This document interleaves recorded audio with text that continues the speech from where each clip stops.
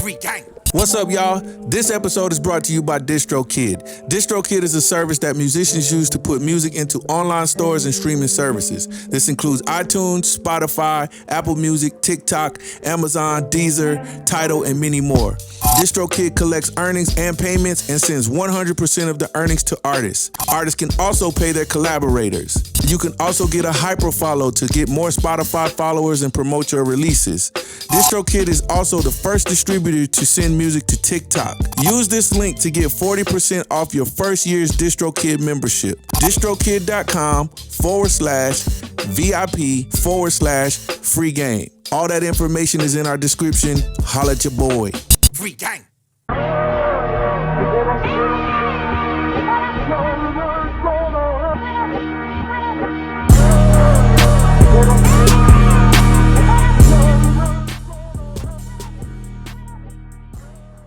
Welcome back to the Freegame Producer Podcast. I'm Brian Andre with the homie Willpower, and we got a very, very, very special guest. One of my favorite producers in the building. Yes. You know what I'm saying?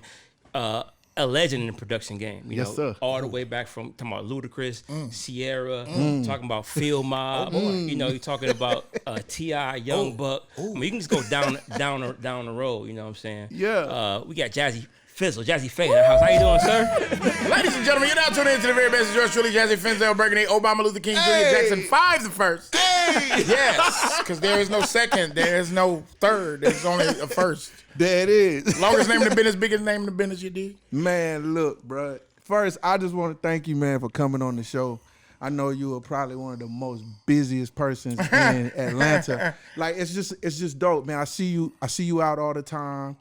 We always dapping each other up, man, but I never had a real chance to sit down and talk to you, man, and just find out, like, what makes Jazze Pha work. Ooh. So first, I just want to thank you for coming, man. We Thank you for appreciate having the me. Thank time, you for having me. It's a especially pleasure. during these times. You know It's a what I'm saying? pleasure. Oh, man, it's always a pleasure to, man, shed light anytime I can. I mean, you know, it's ready to go. Yeah, let's get I'm it. ready.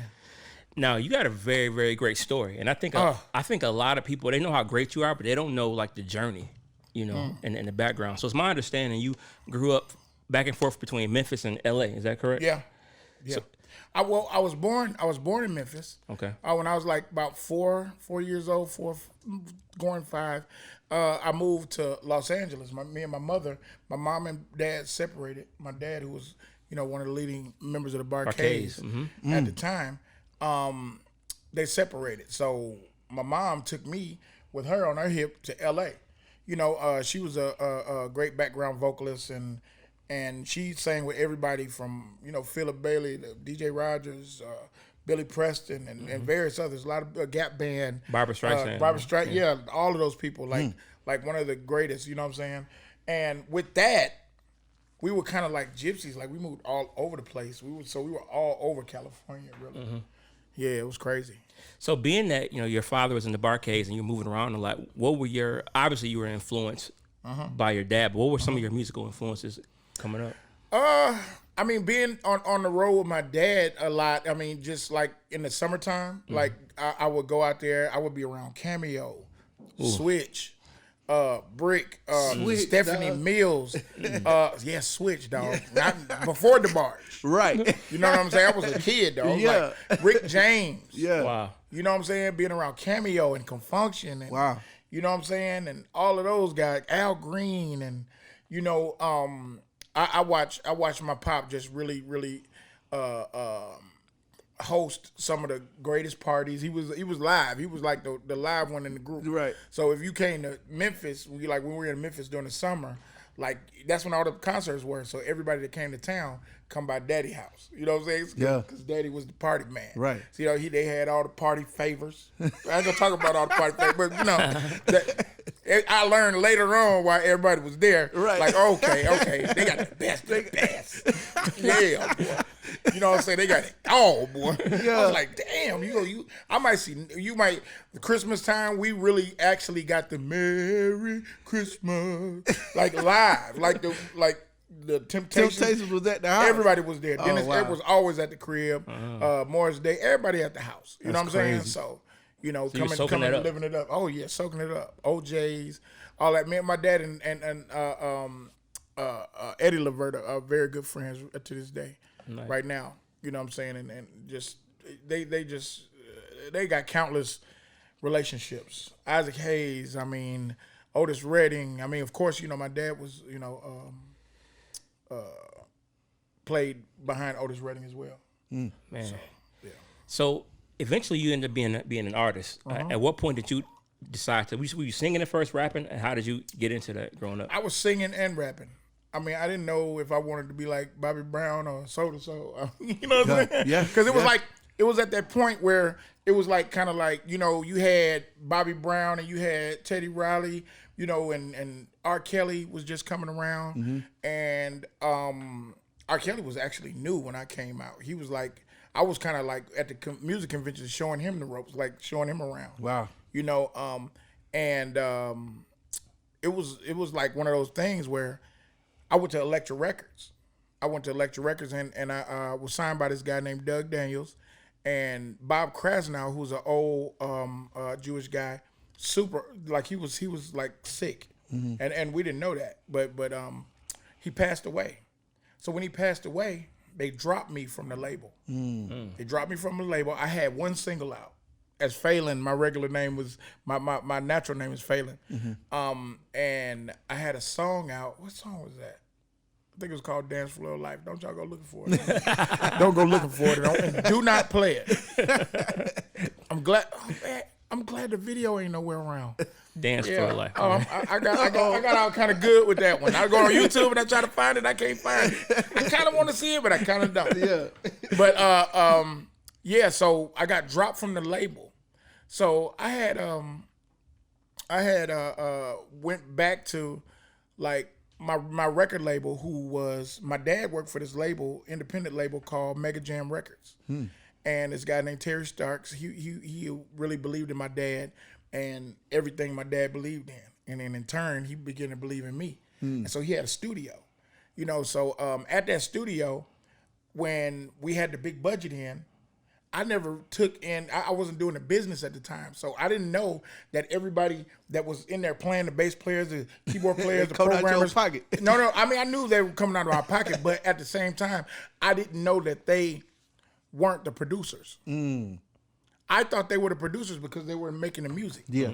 But at the time, I wasn't programming. And when I came back and lost my deal, everybody kind of looked at me like I failed. You know what I'm saying? Yeah. I got dropped. Anytime they hear you got dropped. Yeah. Back then, it was like, they don't care about nobody dying or nothing, like you got dropped. Yeah. You know what I'm saying? Yeah. So that was the news. So in Memphis, I'm like, why everybody treat me like a wet food stamp? You know what I'm saying? You know what I'm saying? Like, damn. So I'm sitting in there by myself in the studio, and it's this little white kid named Mike Patterson. He was sitting in there, and he said, Jazzy, do you know why everybody is gone? I was like, no. He said, because the money's gone. The money's gone. He said they have no passion. He said, you're here regardless. He said, you have passion. He said, I'm here regardless. I have passion. I love to do this. I'm not going to be here. So that's not where I'm going to end up. Yeah. He said, but this is like, you have been producing these records all along. Have you heard these guys' music without you? I was like, nah. And then he played me some of the stuff. I was like, yeah, that's terrible. You know what I'm saying? I was like, that's terrible. So then I thought, he said, you're telling them what to do. You're like Quincy Jones at this point. But you need to become like Teddy Riley.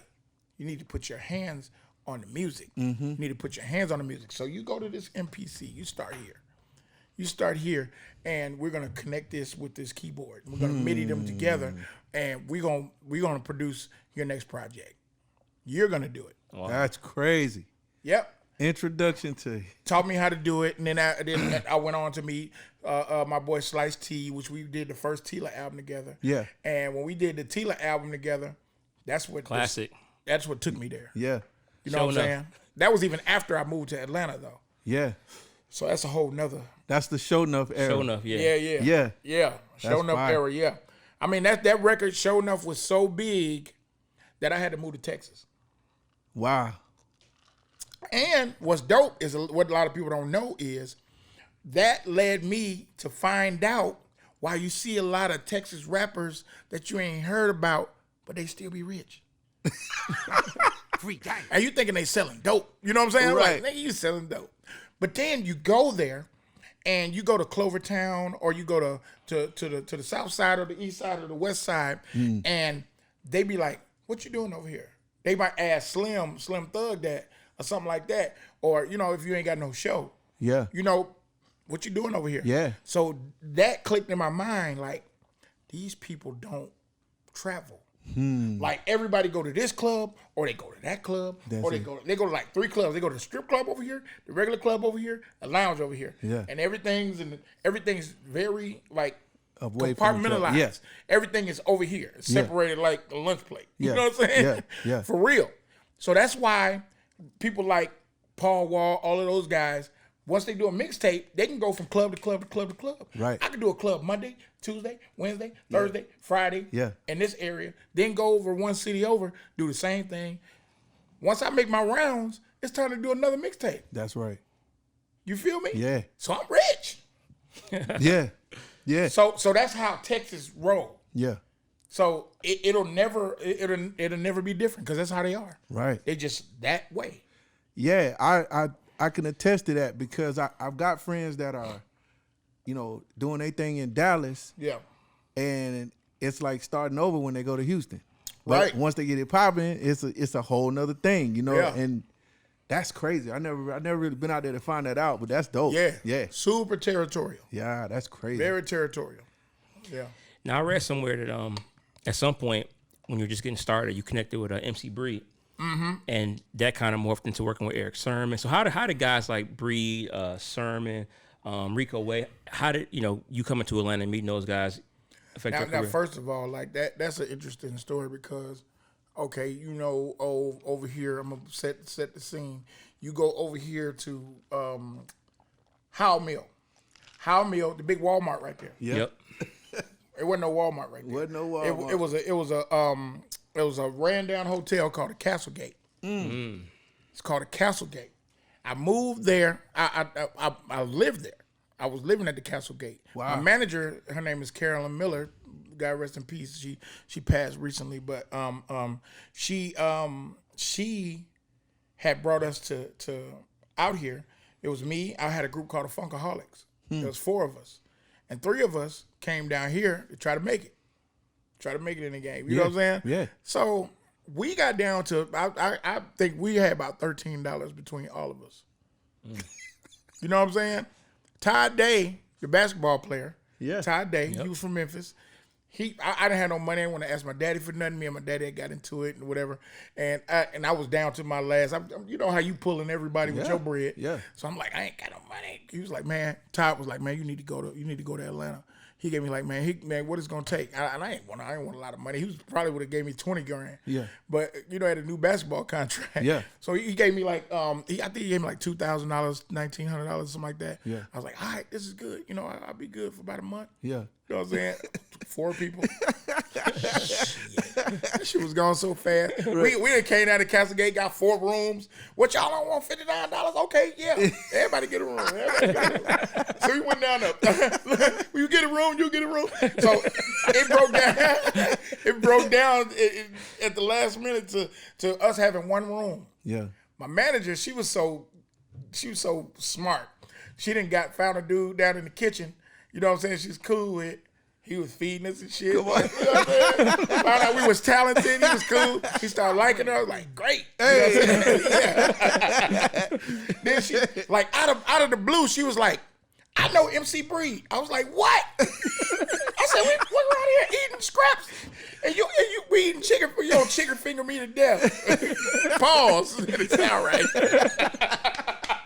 Sound like I need to say pause. Pause. Chicken finger me to death. All right. Shit. Okay. Yeah. Okay. Oh that my God. was funny. Yes, it was. Oh my God, I'm glad y'all got that shit. Okay, bet. So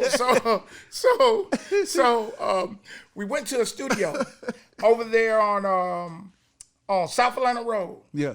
Dog, I swear to God, my studio that I own right now, Yeah. 10,000 square feet. Yeah. I could walk to the studio. Damn, I didn't even think about that. I could walk to that fucking studio, bro, Damn. in probably 15 minutes. Yeah. where I met Breed at the first time. That's crazy. Kayla Studios. Yeah. Right over there across from the racetrack over there on the famous racetrack over there on the racetrack gas station. Wherever. So I met him over there. I met him. Yeah. I met Breed over there. He was in the booth. Mm-hmm. He was freestyling the record. Bro, he was freestyling the record. So we sitting in the control room with his people. I think Hurricane was in there, DJ Hurra. Yeah. You know what I'm saying? He was in there. He was, on his high horse. He was fucking around with the Beastie Boys at the time. He's on the highway. So we came in there. And he walked out the booth and he greeted, everybody was like, yeah. So they tell me, Jazze Fizzle, he says, Jazze Pha, I heard you got some beats. I wasn't known like that then. Yeah. This was before Show Enough, all of that. Right. So I had floppy disks like in a Nike box. You know what I'm saying? I mean, I'm talking about all in colorful order and everything. So he said, I heard you got beats. I had cassettes. I got DATs. I got everything in that box. Right. My life. If somebody took that box, boy, woo. So I said, yeah. I said, what can I play? He's like, it's a DAT player. Okay, play the DAT. So I put it in DAT, and I played number 1. He said, okay, you did that? I was like, yeah, okay. He played number 2. Played number 2. He was like, nigga, what's that? He said, the budget is up. I was like, okay, I think that means the money. Because I wasn't in the industry money talk then at that time. Right. She was like, man, the budget is up right now. I was like, okay. So he played number 3. He's like, nigga, I want both of those. So he said, man, he said, how long y'all gonna be here? So my manager was standing right there, so I just looked at her, and then he said, where y'all staying at? Then I looked at her again. He said, this nigga ain't even answering his own questions, man. He said, man, man, you dope as fuck. So I guess they talked in the hallway, came back and said, man, look. He looked at his partner, his main dude. He said, Jabri. He was a rapper, Jabri. Yeah. He looked at Jabri and said, hey, Jabri, threw him his keys. He said, go to the house. He said, clear out the room across from my room. He said, clear that room out and prepare that room for both of them to come stay. I was like, whoa. I was like, nigga. We and I said, I got my partners with me. He said, well, they can stay too in the basement. I got space. Yeah. That's what's up. That's fine. Man, came over there. Man, I ain't staying in no bedroom. I was in the studio. He had a studio in the basement. I was down there.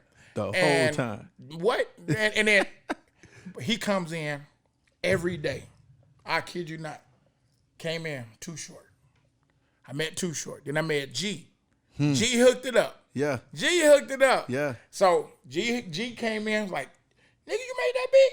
Nigga, play me that little beat. Redman, get over here. Redman calls Eric Sermon. Eric Sermon, hey, you gotta hear this nigga. Crazy. Eric Sermon was doing $50,000 remixes at the time. Right. He was like, yo, this the kid Jazzy, man, he's amazing. Like, he came through. He was like, he was like, bro. He said, bro, them drum sounds. He said, man, come in here. And he had me doing like the drums to a lot of his remixes. That's fine. And I just go, blah, blah, blah. That boy gave me a check. I looked at the check, it was like $10,000. I was like, nigga. Let's keep going. Remix. He's like, you don't get no publishing on remixes, but I give you a check, though. You know, 10,000, cool. I was like, hell yeah. Hell yeah. Boy, he was, man, I was getting them motherfuckers 10,000 turn to 20,000, 20,000 turn to 40,000, 40,000 turn to 50,000. Next thing you know, I'm like, shit, nigga, we're rich. Yeah. You know what I'm saying? But it's just, I mean, it was a snowball, man. You know, God rest in peace, Breed. He was one of the greatest people I ever met. You know, anything his family need, I got him. I mean, whatever it is, it's just like, man, I can't even. You can't even put your hands on a better person. I mean, Tupac. I mean, Pac loved him. He's like, nigga, Breed say you hard, nigga. That's how I end up on Pac shit. You know what I'm saying? And so, like, and Pac was like, nigga, give Edie all the beats, give Edie. And we had never worked while he was alive. Yeah. And Edie could call me. He said, man, you know, Pac always meant to get in with you, man. He was always talking about you, man. Call Jazzy. Boom. So he gave me the whole project. He gave me the whole the double album. What was the album we did? Like the Resurrection. Yeah. What was the name of it? I can't remember it off the bat. But I put Jagged Edge on it. I put T.I. on it. I put everybody on it. That's crazy. You know what I'm saying? So yeah, the double album. Yeah, That's dope. 4 million copies, I think. Woo! So it seems like Say that with ease, 4 million copies out there. I mean, yeah. I mean, it's Tupac though. It's right. Like, and then I worked on Biggie. Yeah. Worked on Biggie. I worked a lot with Big and with Puff and worked with all those guys. So how does the power of relationships come into play? Because it seems like you. That's everything. Relationships is everything. Having a good relationship with everybody is because one person can be like, oh, that nigga whack. Yeah. That nigga, he and it might not even be true. It might just be hate. It might just be because of a broad. Right. You know what I'm saying? Yeah. So I make sure, like when the girls come through the studio, she'll tell you, like I don't mess with none of the chicks that come through the studio. Yeah. Yeah. You know what I'm saying? I keep my game. studio. The studio, if somebody come through for me, they for me. But if they for somebody else, I don't care what they say, how they look, none of that. I always keep that separate because I've seen that takes down empires. Yeah. Like kings, queens, Right. Like all of those things, empires fall because of women. Yeah. And just the misappropriation of relationships. Yeah. You know what Absolutely. I'm saying? Absolutely. Yeah. Yeah. That's dope, man. So what was it like? So you was part of the early Jeezy. Yeah. Like what was that like? Part. Man? Yeah. Well, let me tell you about that. Tighten up. Tighten up. Yeah, I mean, I put Jeezy in the game. There like it is. no cap. You know what I'm saying? He know that, but I mean, it is what it is. I mean, I tell you how it happened. He came. I met him out, and I was like, I see you out all the time. What you do? He's like, I rap. I was like, nigga, you don't rap. I was like, cause I know who you with. I'm like, I see who you with. You ain't a rapper, Right. So I kind of knew he was, but I was just challenging him. You know what I'm saying? And he was like, man, I'm gonna pull up on you, man. I gotta go right now. And he had some people with him, and he met me the next day at Dallas Austin's studio. Yeah. Met me at Dark. So he came up there. He had like 5 CDs in his hand, and it was Come Shop With Me. I don't know if you ever heard that, but it's Come Shop With Me. It was a double album. It was one album is called The Soft, and one other album is called The Hard. Yeah. He had everybody from Bone Crusher to Lil Jon. Dope Boy's dream. Yeah. You know what I'm saying? He got the money, so he's going to buy all of the features. Trying to make it. Right. You know what I'm saying? Right. Thinking that that's going to, take him there. And so he had a different flow too. I ain't gonna talk about that. Yeah. But it's all good. But he gave us the project, and he gave me 5 CDs. I handed them out to my guys, my main guys, my hitters, you know what I'm saying? Yeah. And my street dudes, because I was like, this street shit, okay. Gave them to my guys. Came back, I was like, all right, I'll call you, let you see what it is. So, niggas was like, hey, nigga, number 5, nigga, man, he said this, he said that, It wasn't really all about the songs. It's about what he was talking about. what he was saying. Yeah. You know what I'm saying? Yeah. He I don't think he really had a hit. He just had some good songs, and he just talked some good shit, some good street shit, and it was refreshing. You know what I'm saying? Yeah. Like to hear somebody talk about it in that way, the way he described things. Mm-hmm. So time went by. Me and Noonie over at noontime was like, man, let's call Shake. We called Shakir. Yeah. Rest his soul. Yeah. Shake. Shakir Stewart called Shakir, and he was like, he heard it. He was like, nigga, let's go.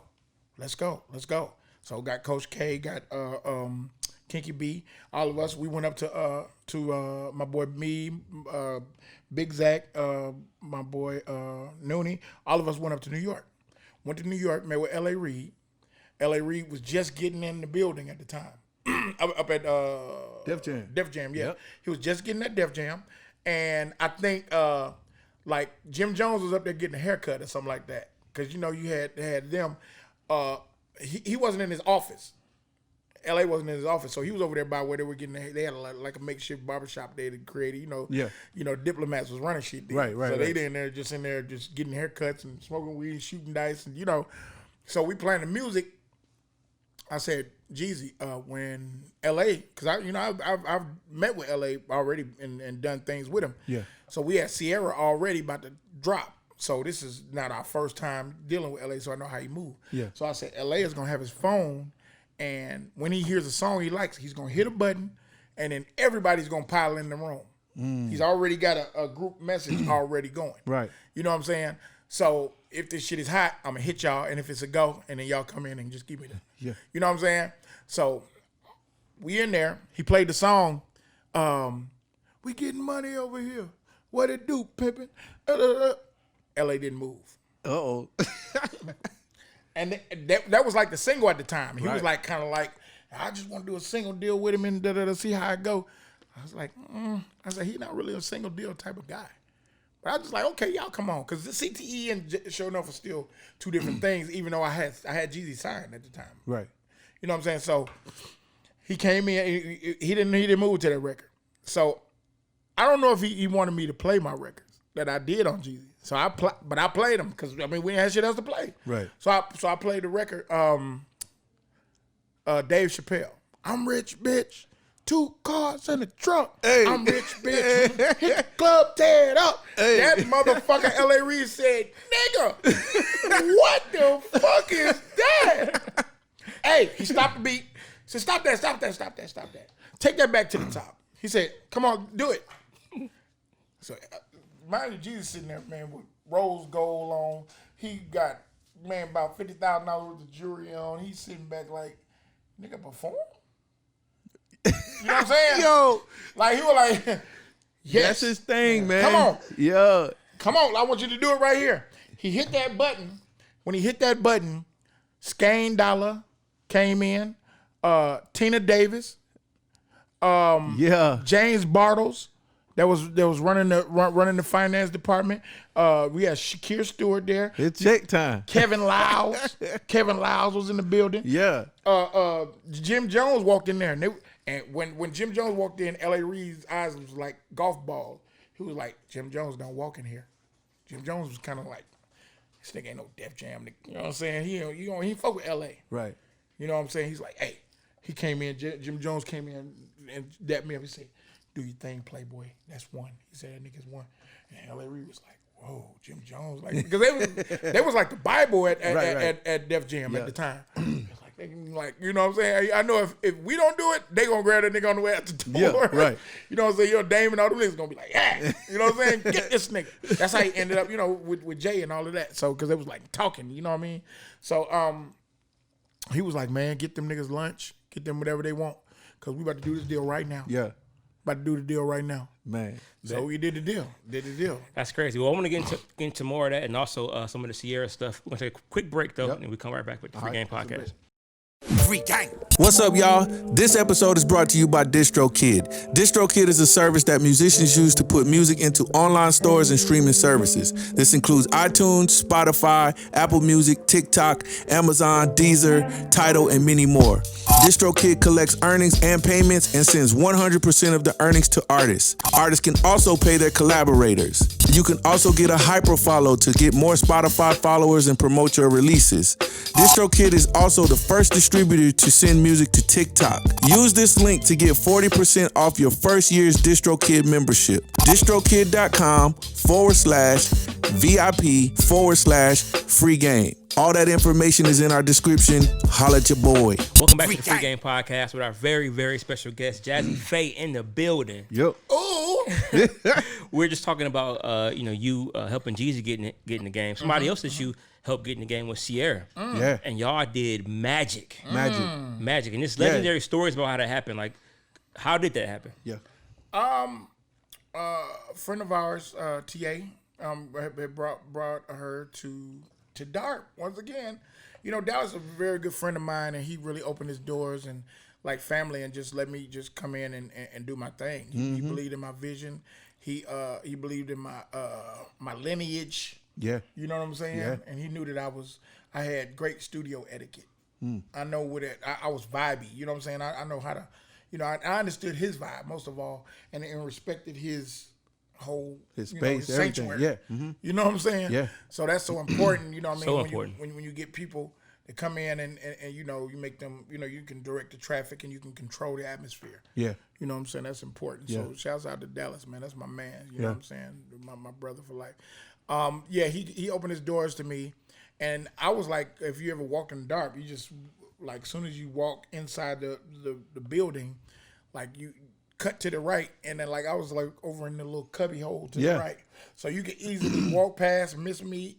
You might hear a little thump or something back there, but you ain't gonna see me. You won't see me. Yeah, Lloyd used to be tucked off in that room back there too. That was my room. I got my room. Yeah, all right. You know what I'm saying? Now I think who's in it now? I think because Future bought the building, I think like little ATL Jacob is in there now, and it's so ironic that I got a condo and ATL Jacob lives right there. Wow. He lives there. Yeah, that's dope. Coming up, and he always talked to me like send me about 5 records, and be like, man, what you think? What you think? Yeah, I used to love dark. It had a vibe. It had an open space where you could kind of walk around and chill. They had like bean bags and shit out and all that. Yeah, it was fire. It was real dope. Yeah, real dope. So, she was she came in and she was a part of a group called Hearsay, and one of the girls' fathers was the manager, and so he thought his girl was the Beyonce of the group, right? Of course, you know what I'm saying. So, they was like, you know, tell me what you think about the girl right there, the one over there on the left. You know what I'm saying? They thought that I guess they were all coming to see me, but they was like really like, no, I want to get her. Right. She wants to do her own thing. Yeah. I'm like, okay. I was like, bro, she's a star. Yeah. She's a star. She really didn't sing that much at that point. She sang a little bit. She had one part. But when she stepped out and did her thing, she just froze and she was like, I was like, nigga. Man, if Stowe the Show was a person, that's her. Right. You know what I'm saying? And she would do this little thing where she would drop down because Ciara was a lot thicker than. Yeah. She was thick, like Yeah. in the waist, like all of that. Yeah. You know what I'm saying? What was that? Sound effect? I dropped this damn I thought cup holder. Man. I thought that was like a sound effect, like she thick. Da-da-da.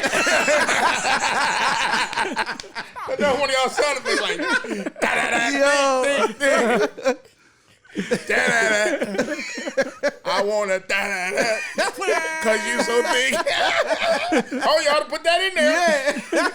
Yeah. Let's go. Yeah, Fabo's voice. He said, man, she was thick. Da-da-da.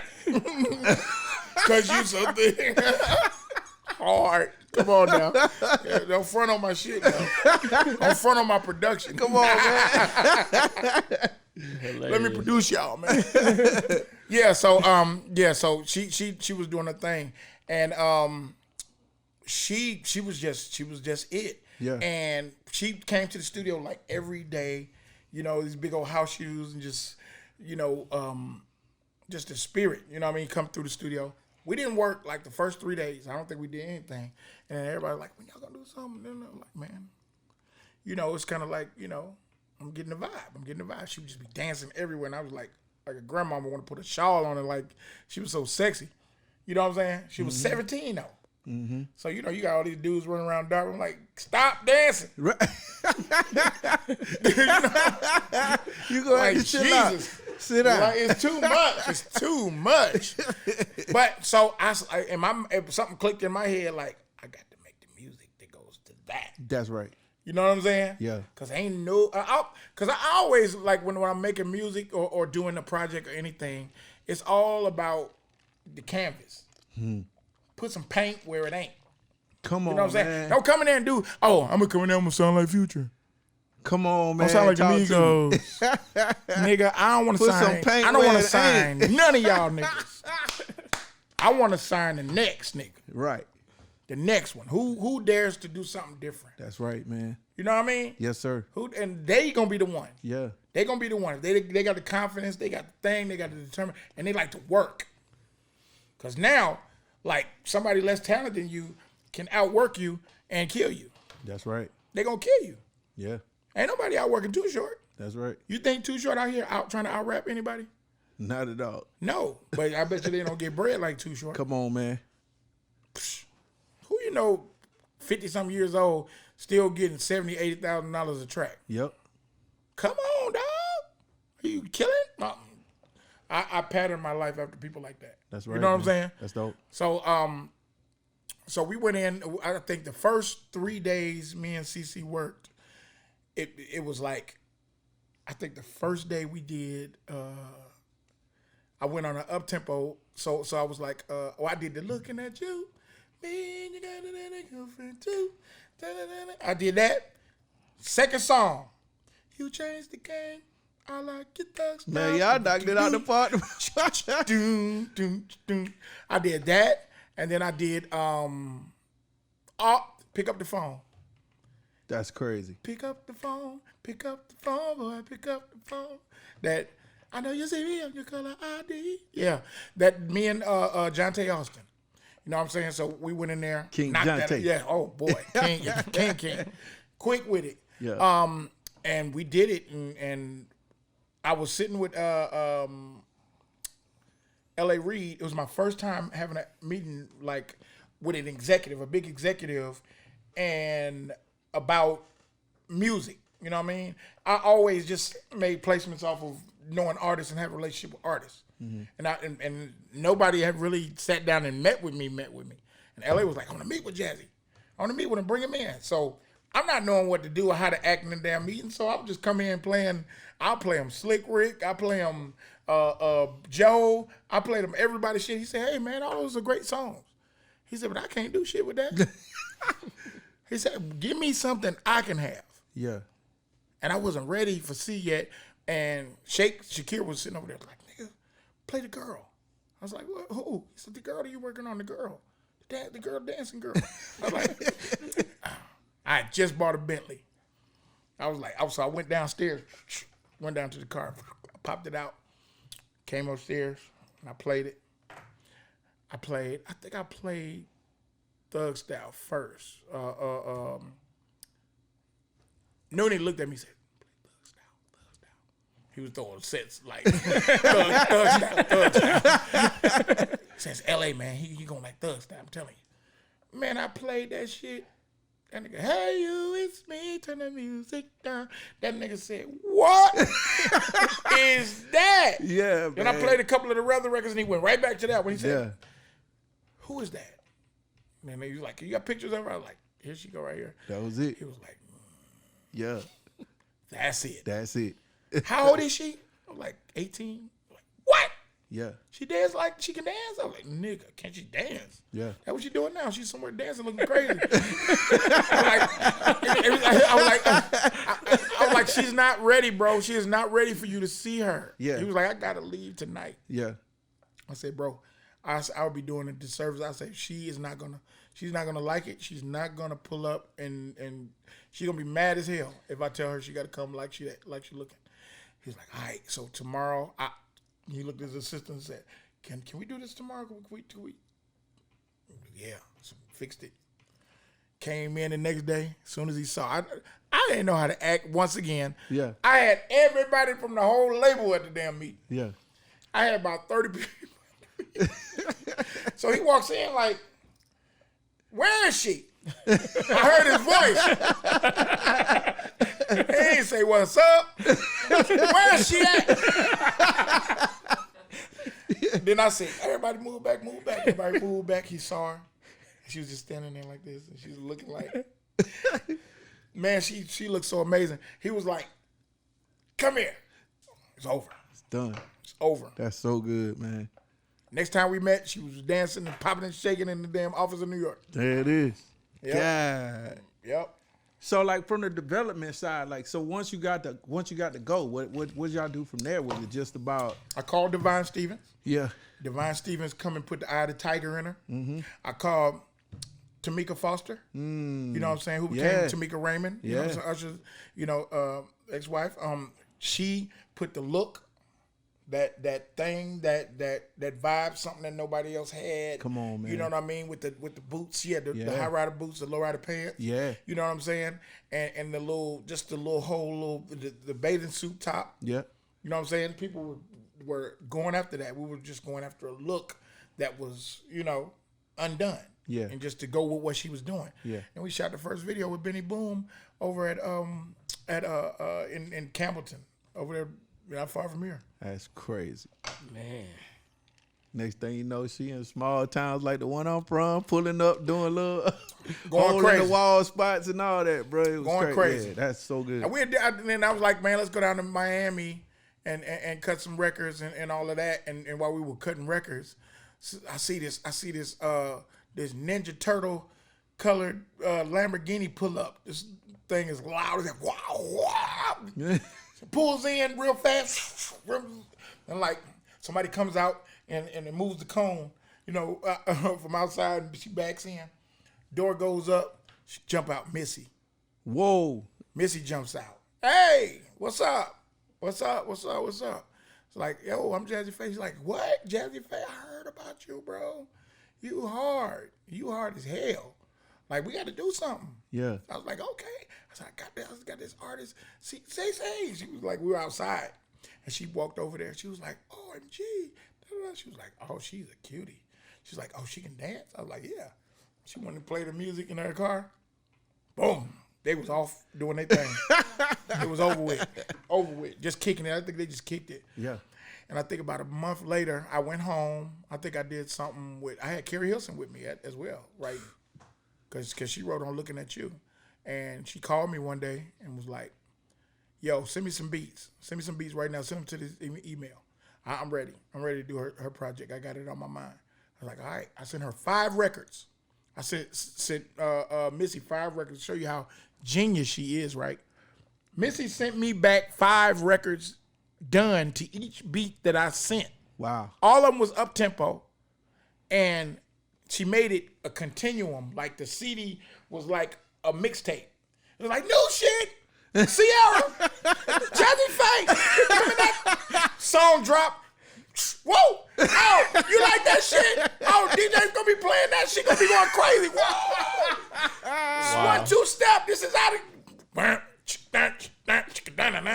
Woo! This is a Jazze Pha production. I was like, wait a minute. She's stroking my ego right now. Jazze made it. All that shit. I was like, oh motherfucker. Go. Out of here. God damn. Classic. Out of here. Ooh, the hook was different at the time. And when I played it for CC, she was like, I don't know. I said, you have to get involved with the music. You get involved with the hook. Yeah. I'm going to play you where I got the song from. Mm-hmm. I got it from Africa Bambaataa. Yeah. So Africa Bambaataa, she was rocking, don't stop it. Gotta rock and don't stop. Right. Gotta ticking and talking. Yeah, yeah. So she was like, I think I got an idea. I was like, yeah, go in the booth. She's like, it's kind of corny. I said, I want it to be kind of corny. Yeah. She was like, all right, here we go. Rock it, don't stop it. Everybody get on the floor. I was like, it's corny. But let's go. Say it like this, though. She did that shit right. Out of here. Come on, man. Straight history. The label still didn't believe it, though. Wow. And I ain't gonna cap. I called Polo. I said, man, I played the record for Polo. He's like, email it to me. I was like, I don't want to email it to you. I said, I'm gonna play it to you on the phone now. He's like, I play it. I played it for him. Well, he said, man, that shit crazy, man. Them people crazy. yeah, they're crazy. He's like, man, they crazy. He said, man, you know what I did, right? He said, what'd you do? He said, man, I leaked that shit. I leaked that bitch. He gave me a number. He said, man, nigga, you send it over here, nigga, they gonna have you 1,000 copies, nigga. Back then, we wasn't sending it to the email. We was sending that shit FedEx, nigga. So we gotta like, when people be sending out orders and shit, like they sending out hair and all this shit. That's how we had the CDs all piled up in the back. And we sending them out to every DJ. I went to every club, gave them the DJ, and I stood in the booth until they played that shit. I ain't leaving. Play it. They already knew. It was already had a #1 record. The label was trying to make me put out O, but I was like, I can't go from goodies up here to O right here. I can go to O third. Yeah. But I need another up tempo. I want to go faster. Yeah. Like faster? Like, I mean, it was kind of. They didn't get it. I was like, okay. But I know about the bass all-stars. And Come I know on, man. We ATL. you know what I'm saying? We gonna do that. We gonna win like that too. I said, we gonna get like, yeah. We don't get them on this shit. That's right. Because that's what they didn't do. They didn't really get on it like we finna have them get on it because they don't have anybody to represent it. Yeah. Man, she got on that shit. Over. Yeah. I forced their hand. They called me. Was like, well, looks like you guys got a buzz going on with this. We gonna run this one. Like, you goddamn right. And then everybody in the back, I was like, it was smart. It was so smart. So genius. So brave. You're so brave. Like, you fucking coward. So brave. Fall for anything. Yeah. We gonna win. That's so good, man.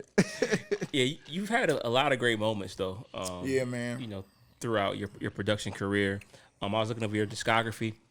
I didn't even know you had credits on the Mary J. Blige Just Fine record. I made that record. Nice.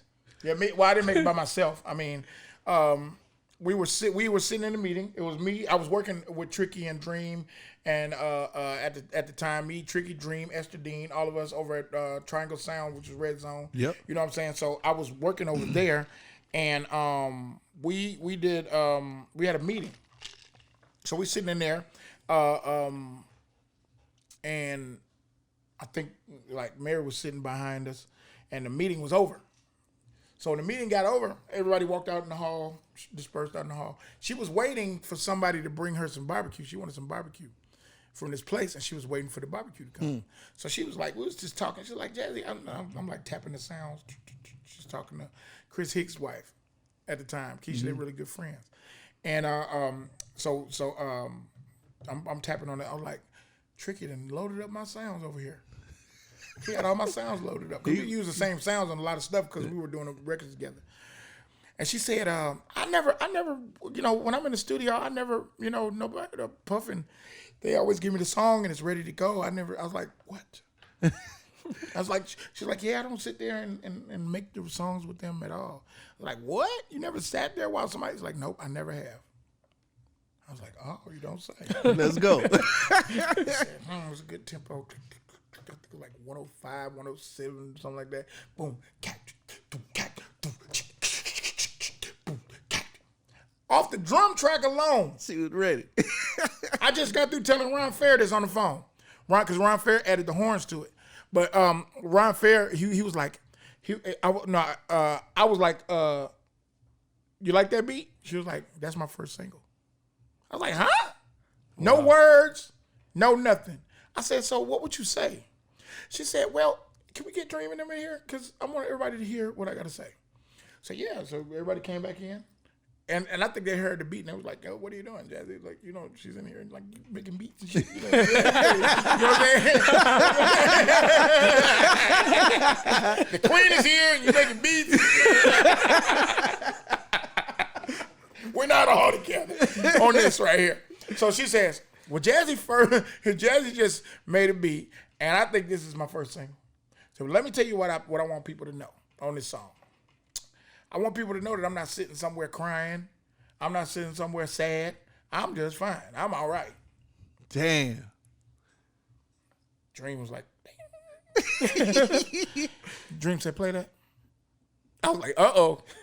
Kook Harrell, he to this day, he like, Rihanna don't do a vocal without him. Oh yeah, no, he's the king of that. Yeah, he's the king. So he was like, he was sitting, played the beat, boom, boom, he played the beat.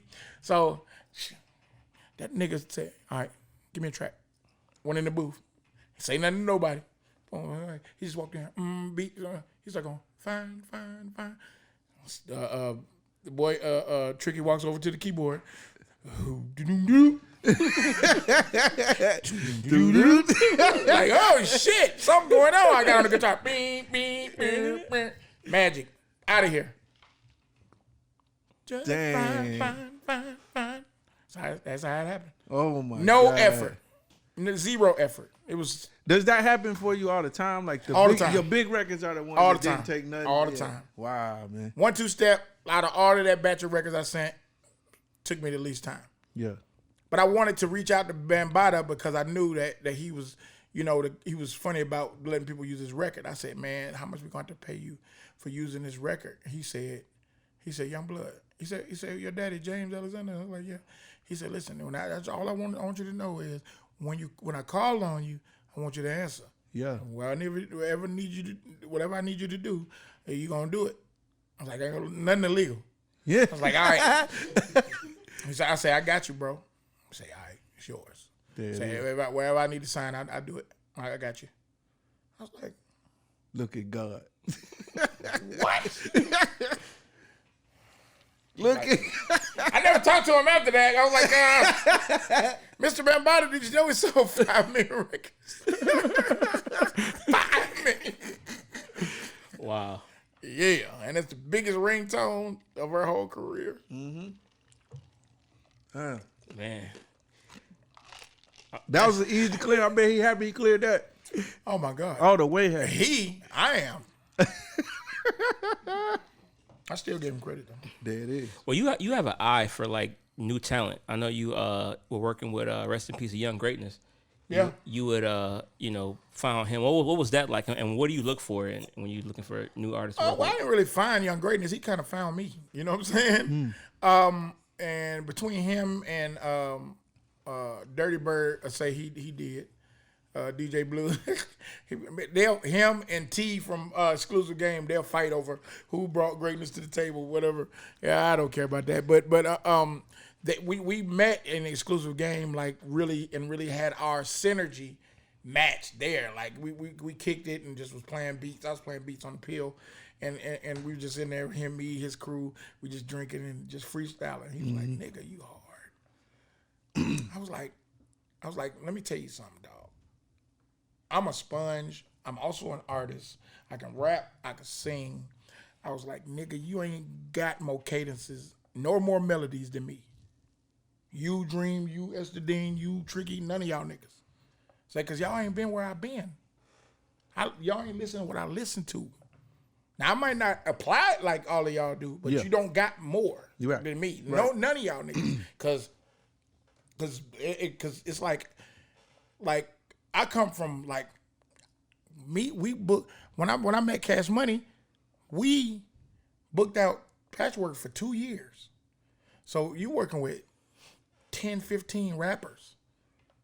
Everybody got to have different cadences. Yeah, you done heard it all. So you can't out cadence me. Yeah. I done been working with Gucci. Yeah. Like, man, Gucci like got cadences. Yeah.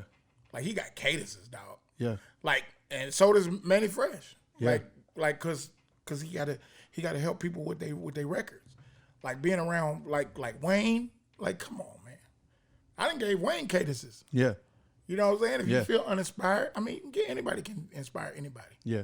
You know what I'm saying? And Gilly too. That boy Gilly was cold. Right. Yeah, well, I'm interested in that side of you as a producer because not a lot of producers are able to get on the pen side of it. And I know that's one of your strong points as well. Because I was an artist first. I mean, you know what I'm saying? Yeah. So yeah. That's not, I mean, my goal wasn't to be a producer in the first place. Yeah. You know what I mean? So I'm an artist, first. That's super dope. Dope. Yeah, it is.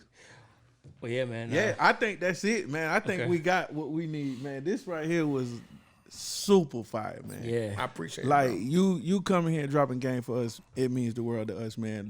Like not many people can talk about the game the way you can. You've been in so many great positions. You developed artists. You got multi platinum records. I mean, this is crazy, man. It's Jazze Pha, man. Y'all know what it is. You know what I'm saying? Yo, we hope you enjoyed this episode of the Freegame Podcast.